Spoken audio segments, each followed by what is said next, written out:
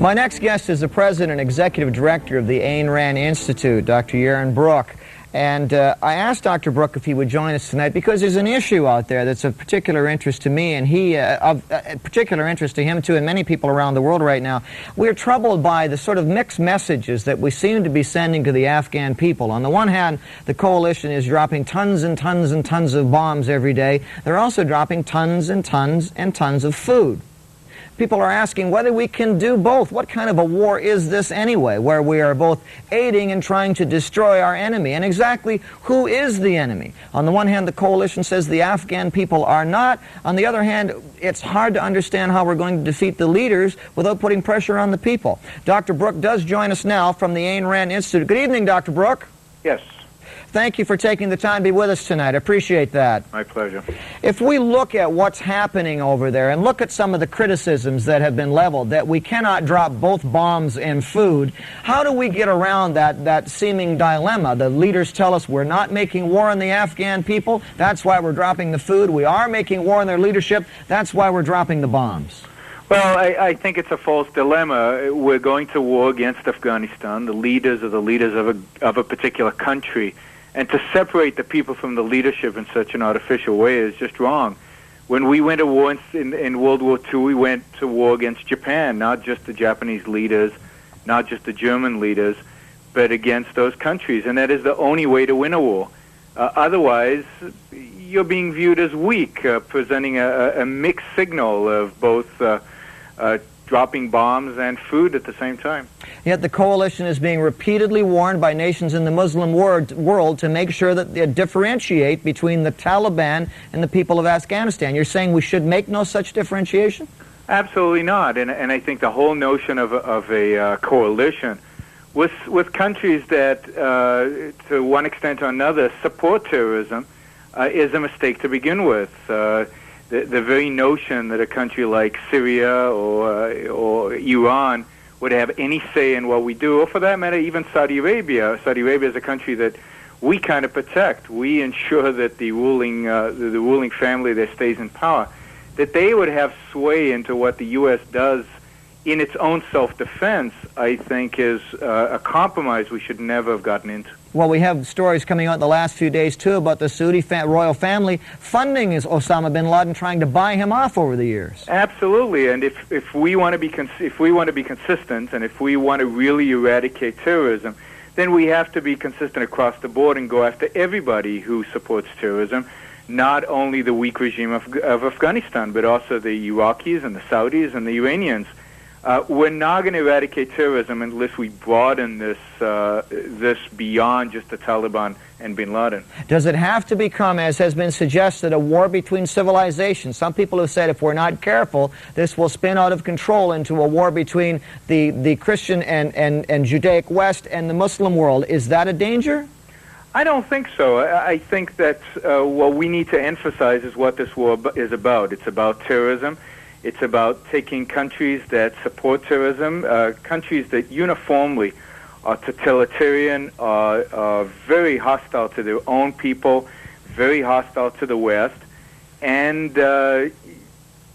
destroying those governments and hopefully bringing about better governments in those countries. I don't think, given that the U.S. is so powerful militarily, there is no other country that's going to rise up against the U.S. other than through terrorism. But terrorism we've seen what's happened since September the 11th.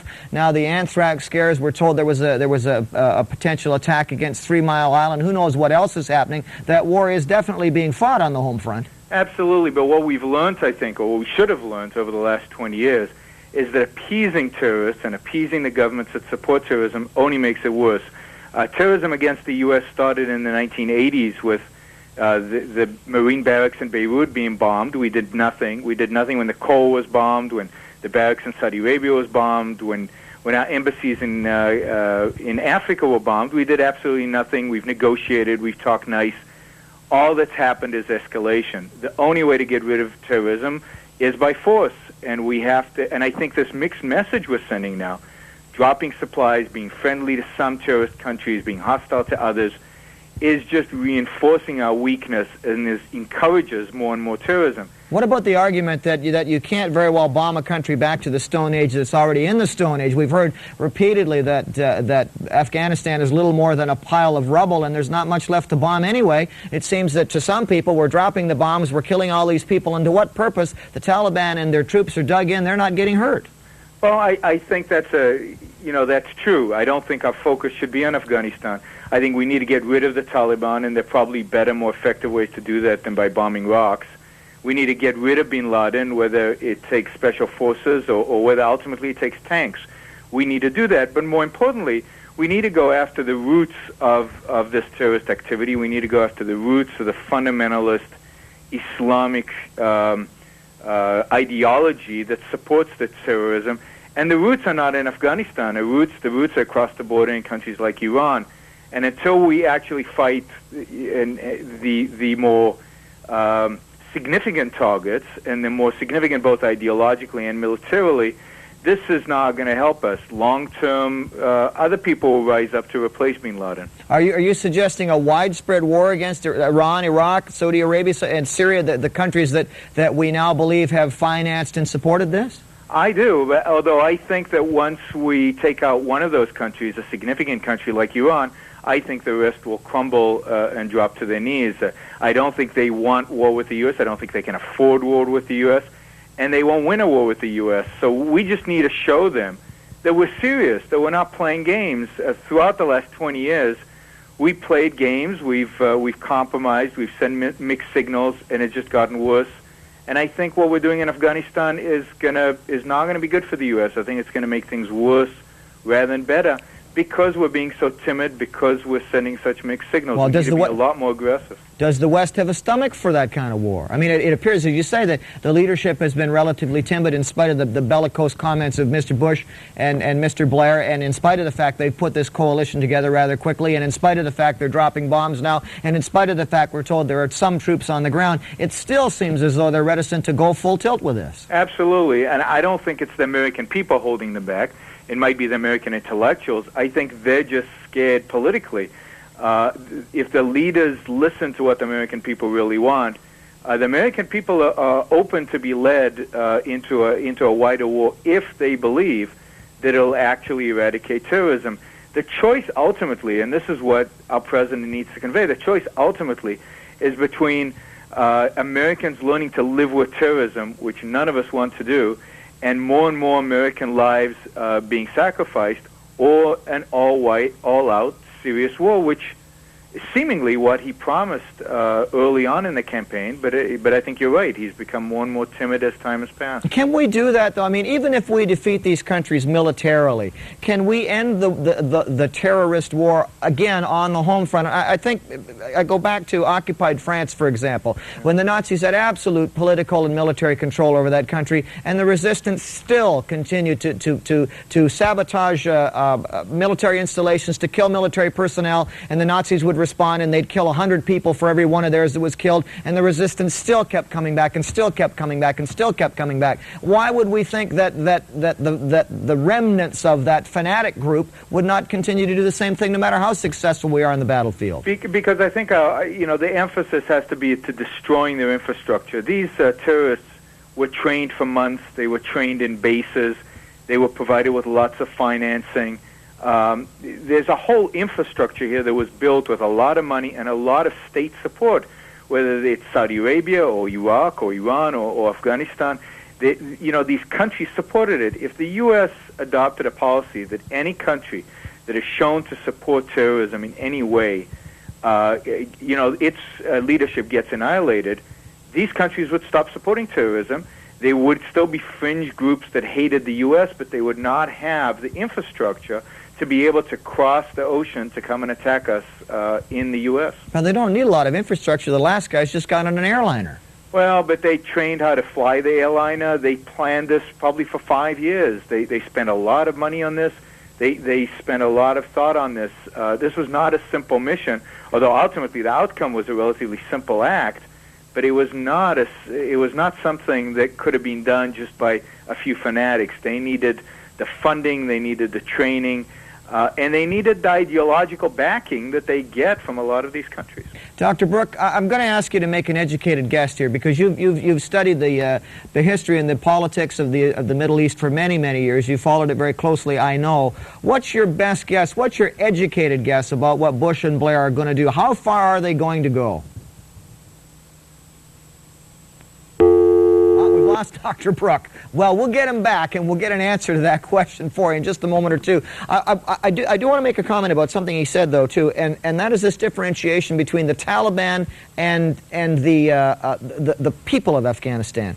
Dr. Brook, and he speaks for a lot of people in the United States and many people in Canada, too, believe that there is no difference, that the people of the country, the people of the polity of the political body of the country, that they have a responsibility for the leadership. Believes that people like this, in countries like that are faced with this kind of leadership, have a responsibility to rise up and overthrow those governments.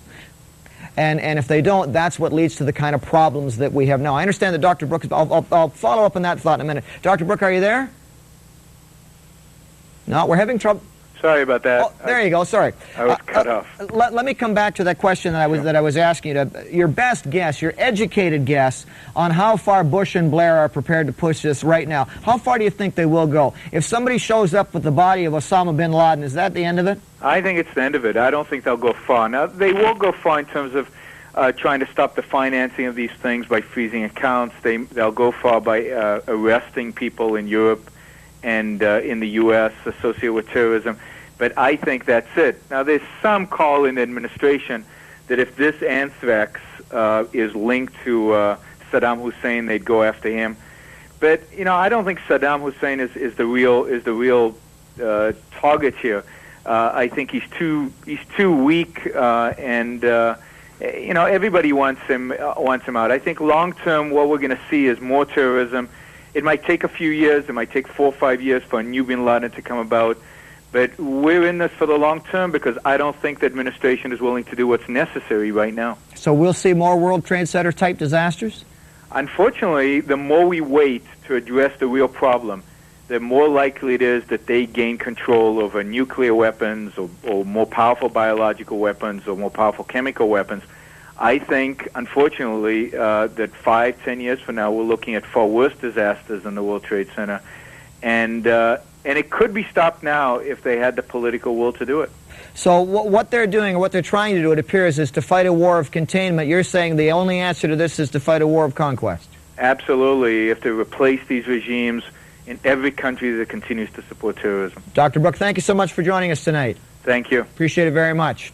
It's Dr. Yaron Brook, who is the President and Executive Director of the Ayn Rand Institute. Well, where does that leave us? As I said a moment or two ago, there is this concern and this distress about the relationship between the leadership of these countries and the people. In the West, we are proposed to say we should take out the leaders, the people are innocent. As Dr. Brook pointed out, though, this is a relatively new development geopolitically. For most of the history of the human race, the leadership and the people were indivisible. And if you made war on a country, you made war on all of them. I'm not suggesting we do that. I don't want to see anybody else die. I'd be thrilled and delighted, as all of you would be, if nobody else died in this whole thing, if we could find a solution. But we have to wonder what that solution is, and whether this war of containment that Bush and Blair are fighting is in fact going to be the answer, or whether Dr. Brook is right and they're going to have to pull out all the stops and really do it. I don't know. You don't know. We're just going to have to wait and see. Cross our fingers and say our prayers. We'll be back in a moment or two. There's lots more to come tonight on Jim Chapman Live.